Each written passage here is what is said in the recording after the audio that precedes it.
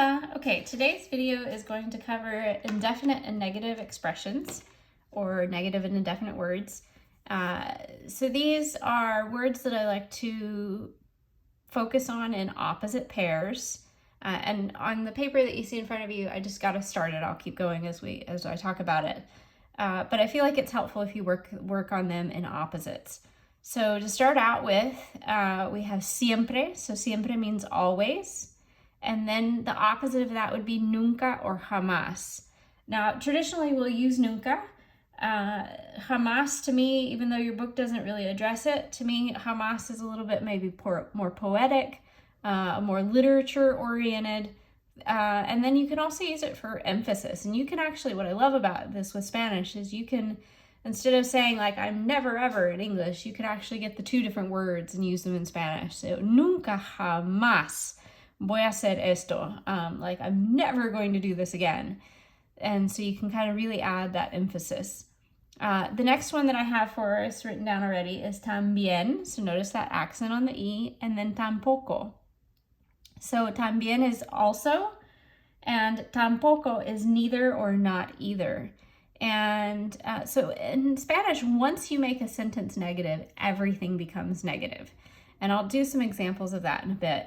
So también, a good example would be like if I said, yo quiero ir al cine también. I want to go to the movies too, or also.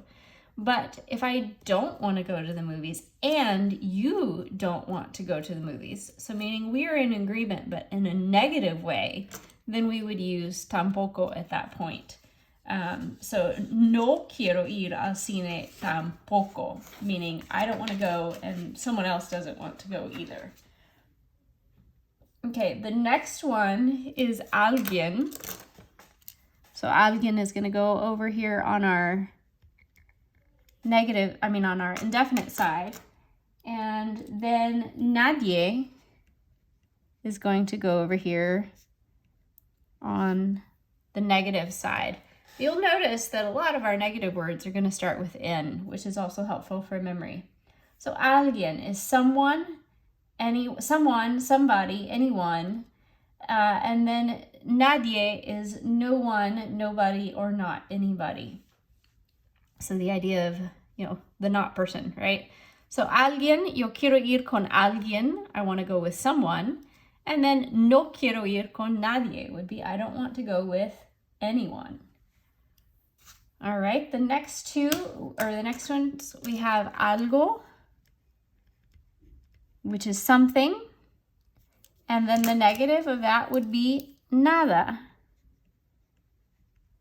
So if I say, yo quiero comer algo, I want to eat something.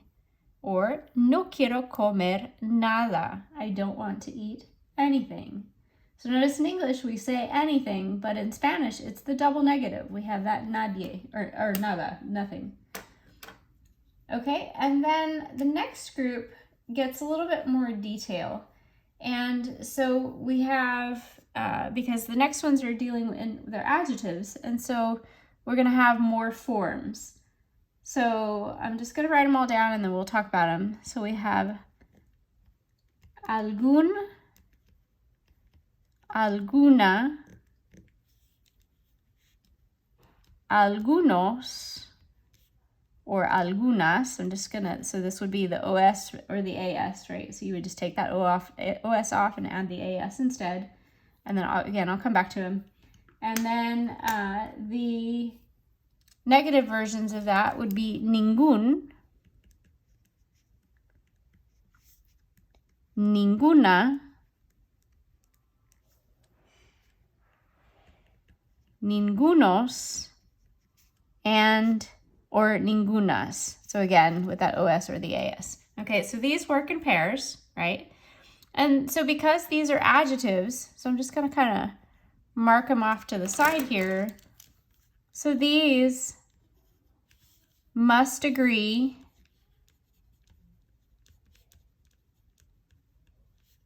in number and gender. And same thing here, right? All of these, this group here, must agree in number and gender. Okay? So for example, if I say, I have an idea, I have some idea. Tengo, or let's say I have some ideas, I'll make that better. Tengo algunas ideas. So ideas is feminine and plural, so algunas is feminine and plural. And then if I don't have any idea, no tengo ninguna idea. So idea, I'll talk about it in a second, I'll give an example, but idea is feminine and singular, so ninguna is feminine and singular. Okay, so a couple things that you want to note when you use, especially on the negative side. So as a rule, if your negative word comes after the verb,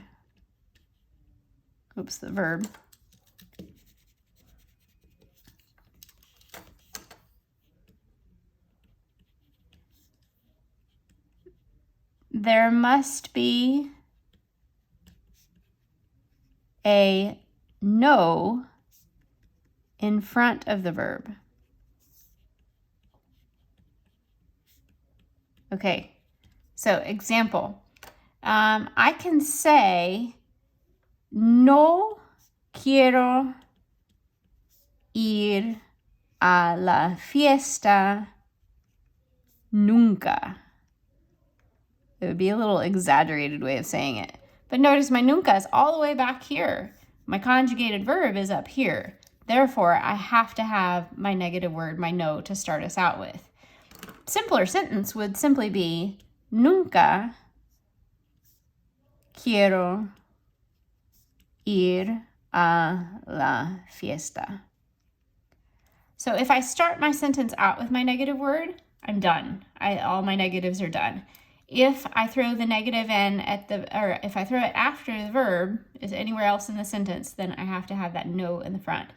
Let's do one more like that. So I could say, I'm going to give my negative word first. I'm going to say, nadie está aquí.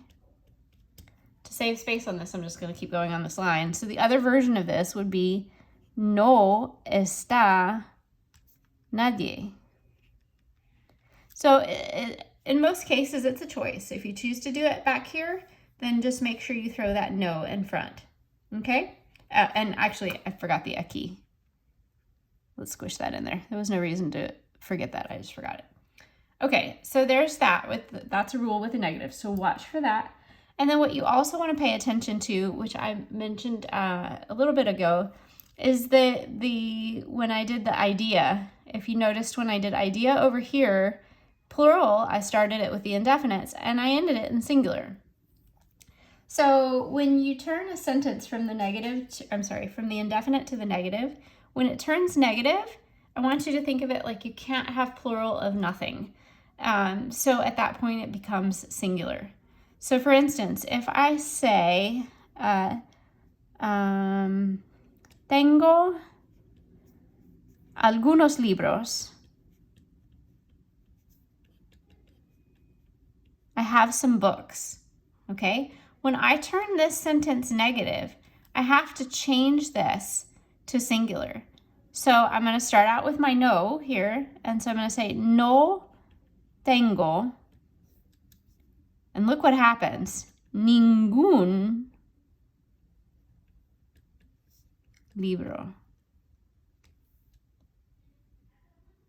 So libro became singular, and instead of the plural version of this, I have the singular version. So no tengo ningún libro. So I have some books. I don't have a single book is the way that I like to translate that. It doesn't have to be with that much emphasis. I just kind of like it that way. So watch for that. Remember, when you take the noun plural, from plural to negative, or from indefinite to negative, it goes from plural to singular. So keep that in mind as a rule. And then there are some exceptions to that. The exception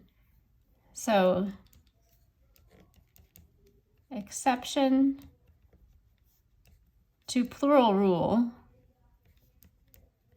or plural singular rule, however you want to, would be explain that, is nouns that are inherently plural. And I'm totally running out of space on my page, so I'm just going to kind of arrow this up here. So nouns that are inherently plural. So for example, scissors and pants. I like the pants example. Let's do that one. So we have los pantalones. Even though we're really just talking about one pair of pants, one single article of clothing, we refer to them as plural.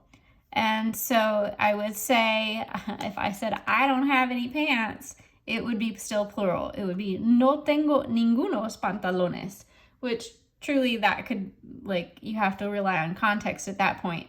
Is that referring to one pair of pants, or does that mean like I seriously don't have any pants? Maybe I should have gone with the scissors example. So, but either one, if you think about these nouns, that even if you're talking about one pair, right, but the noun itself is inherently plural, then that's the exception. And that's where you'll see the ningunos can actually go with that. So ningunos in the case of pants, pantalones, and ningunas in the case of scissors, tijeras. So pantalones, tijeras, anyway, those are some examples of that. So just some things to watch for. I really like the negatives and indefinites. I feel like you use them quite a bit in regular speech. So I hope that you get a hang of them and enjoy them. Adios.